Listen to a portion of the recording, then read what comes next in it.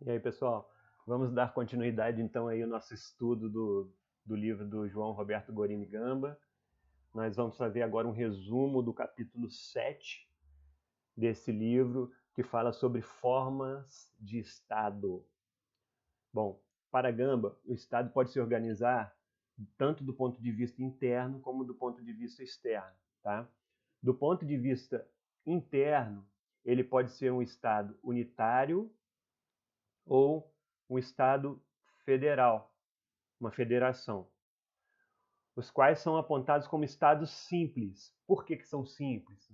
Porque esse é um conceito muito importante, porque tanto o Estado unitário quanto a federação há apenas uma soberania, diferente dos estados compostos. O que são estados compostos? É uma união de estados, cada um com a sua soberania. Portanto, nessa união, cada estado que se une continua soberano. Tá? Agora, no estado unitário e na federação ou estado federal, como é o caso do Brasil, não. Tem sim os Estados-membros que se unem no caso da federação, não no caso unitário, do Estado unitário, mas no caso da federação tem os Estados-membros que se unem, sendo que só há uma soberania, que é a do Estado, que é a da federação. A gente vai ver isso com mais calma.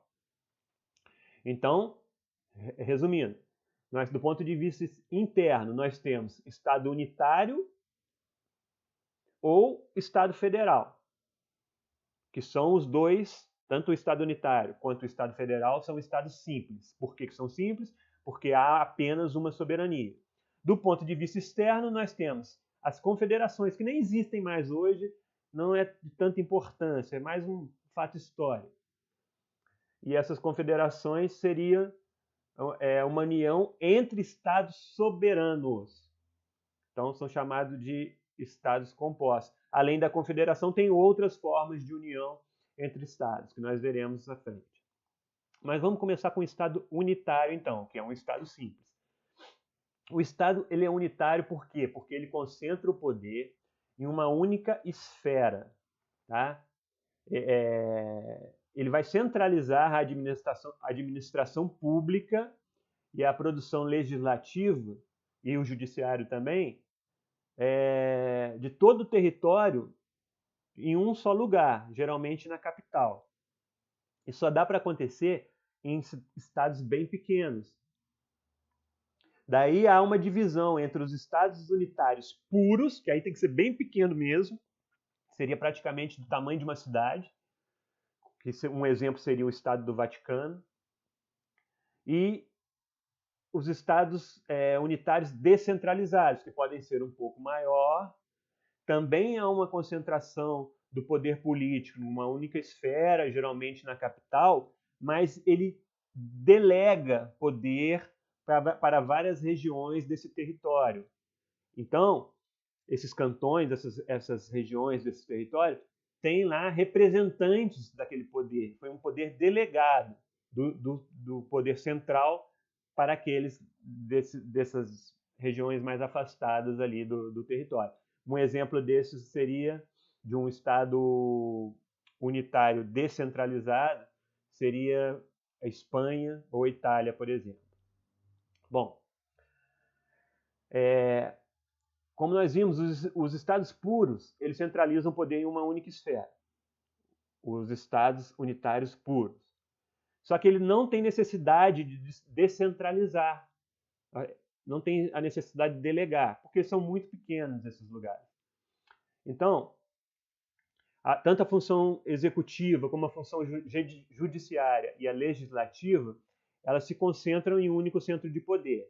Não quer dizer que essas funções estão na mão de uma só pessoa, de um só órgão. Isso não existe num Estado democrático de direito mais. No Estado democrático de direito, isso não é possível. Essas funções são distribuídas. Tem o ramo da administração, que é o executivo, o ramo legislativo e o ramo judiciário. Mas, quando ele quer dizer que está centralizado, está tudo localizado ali mais ou menos numa mesma região, que seria a capital desse Estado unitário.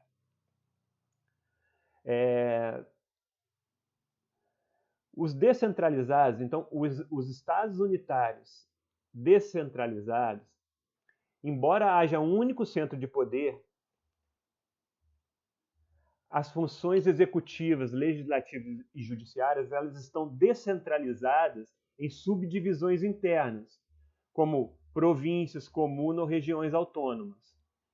Todas as autoridades dessas regiões acabam sendo meras delegações, como eu havia dito, dos órgãos centrais.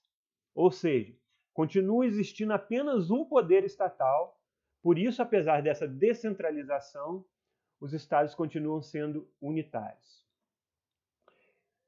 Repetindo o exemplo de Estado unitário puro, então, Vaticano, Mônaco, ou Mônaco. E de Estado unitário descentralizado, Espanha e Itália. E o Estado federal, a federação, que é, por exemplo, o Brasil, os Estados Unidos, a Argentina, são todos exemplos de federação.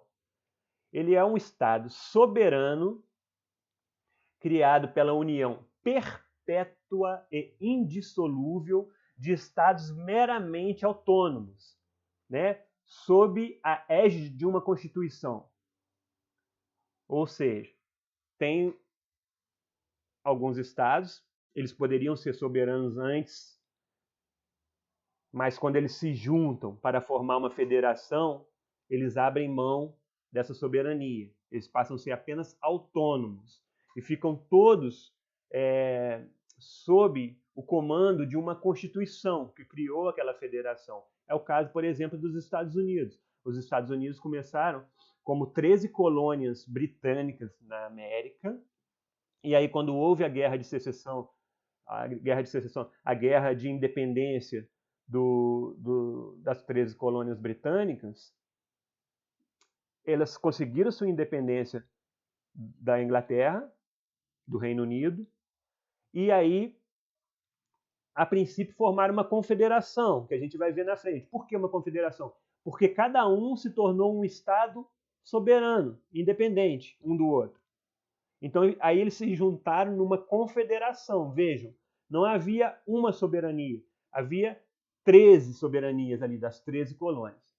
Aí isso durou mais ou menos uns 10 anos. Posteriormente, eles deixaram de ser uma confederação. Cada uma dessas 13 colônias, ou seja, 13 estados soberanos, abriram mão, cada um da sua soberania, e tornaram-se um só Estado soberano, que é os Estados Unidos da América, ou seja, uma federação, uma só soberania. Tá? Esses estados que formam a divisão interna de uma federação, por exemplo, no Brasil ou nos Estados Unidos, eles são chamados de Estados-membros. Por exemplo, aqui no Brasil, Federação Brasil. O Brasil é o Estado. E nós temos os Estados-membros, Rio de Janeiro, São Paulo, Rio Grande do Sul, Maranhão e todos os outros. Tá? Às vezes, em alguns lugares, eles são chamados de província ou cantão. O que ele tem? Não têm soberania. Soberania, só a União, só a Federação. Eles têm autonomia, que é determinada pela Constituição. Ou seja, a Constituição diz o grau de autonomia que os Estados-membros terão. E no caso do Brasil, nós ainda temos mais um ente da federação, que são os municípios, que também têm um grau de autonomia que está determinado pela Constituição. Tá? A união dos Estados-membros de uma federação é indissolúvel. Portanto, a secessão é proibida.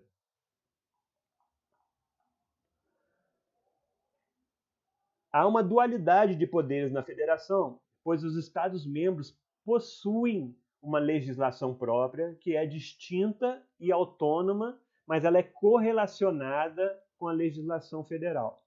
Então, isso quer dizer que os Estados-membros têm a sua Constituição. O Estado do Rio de Janeiro é um Estado-membro da Federação Brasil. O Brasil tem a Constituição Federal, o Estado do Rio de Janeiro tem a sua Constituição Estadual, assim como o Estado de São Paulo tem a Constituição Estadual do Estado de São Paulo, mesma coisa os outros estados.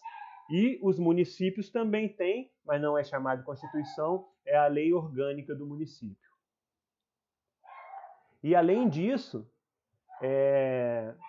eles têm poder, os Estados-membros possuem poder executivo e poder legislativo e judiciário. Os estados, no Brasil, no caso brasileiro, por exemplo, você pega aí o estado de Santa Catarina ou o estado da Bahia. Todos eles têm o poder executivo, que fica a cargo do governador, tem o poder judiciário, que é a justiça estadual, e tem o poder legislativo, que são as assembleias legislativas de cada estado. Tá? Mais uma vez frisando, então, muito importante, soberania refere-se aos estados e autonomia aos entes federativos ou estados-membros. Uma importante observação a se fazer é que, no caso brasileiro, não há de se falar em uma supremacia da União sobre os Estados-membros, mas sim esferas de competências dispostas no texto constitucional. A Constituição diz a cada um dos entes federativos, ou seja, cada um dos Estados-membros e dos municípios, qual é a sua competência, o que ele deve fazer, o que lhe é permitido fazer. E tudo isso está dentro da Constituição. Há uma característica peculiar das federações, que é a existência de um poder legislativo bicameral na esfera federal. O que isso significa? Nas federações,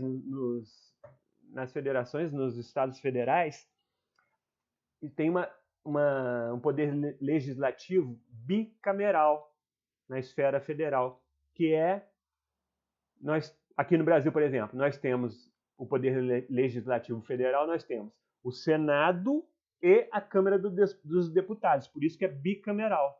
É o Poder Legislativo, mas ele é dividido em Senado e Câmara dos Deputados. Mesma coisa nos Estados Unidos. O Senado e a House of Representatives. Muito bem. E a confederação? O que seria a confederação? Confederação, como eu falei, é um fator mais histórico, não tem tanta importância para a gente. Ele consiste na união de 2 ou mais estados que são soberanos.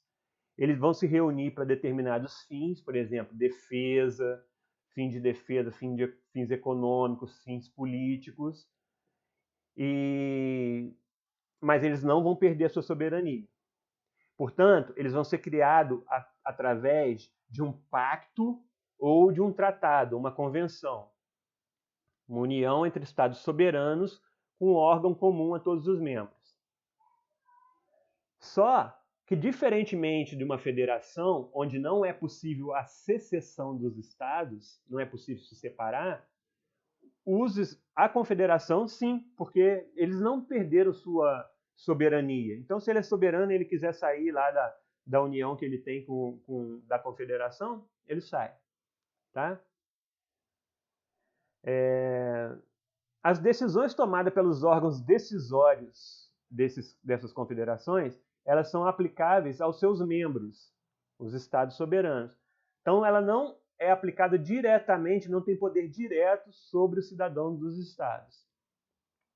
Exemplo de confederações que não existe na atualidade, a Confederação Suíça, que existiu de 1815 até 1848.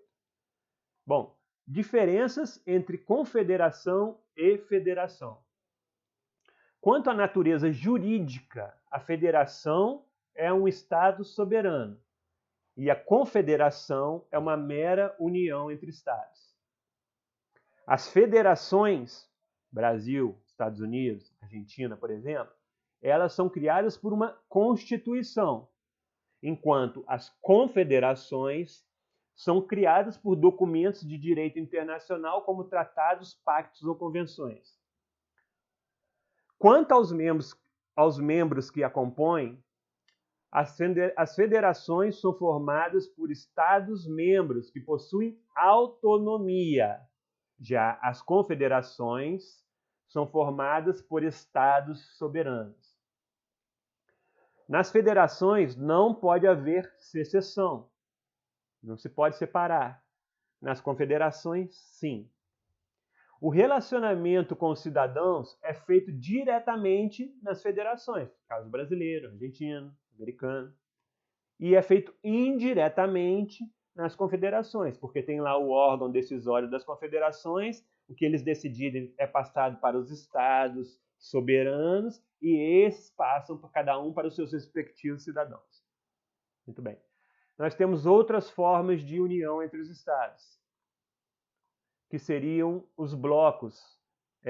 Outras formas de união de estados soberanos seriam blocos, por exemplo, econômico, como o Mercosul, a União Europeia. Isso também é uma forma de união. E essas existem hoje em dia. Visam, por exemplo, formar um bloco econômico para conseguir melhores acordos, maiores mercados, etc. Bom, já falei, vou repetir, no caso do Brasil, Federação Brasileira, nós temos um ente também que são os municípios, como um ente federativo. Eles também possuem autonomia política, financeira e administrativa, de acordo com o que está designado na Constituição, só que possui apenas poder executivo e legislativo próprio, o executivo a prefeitura e o legislativo a Câmara dos Vereadores. Não tem o braço judiciário nos municípios, e a sua lei maior chama-se Lei Orgânica. Muito bem, pessoal. Mais um capítulo aí terminado.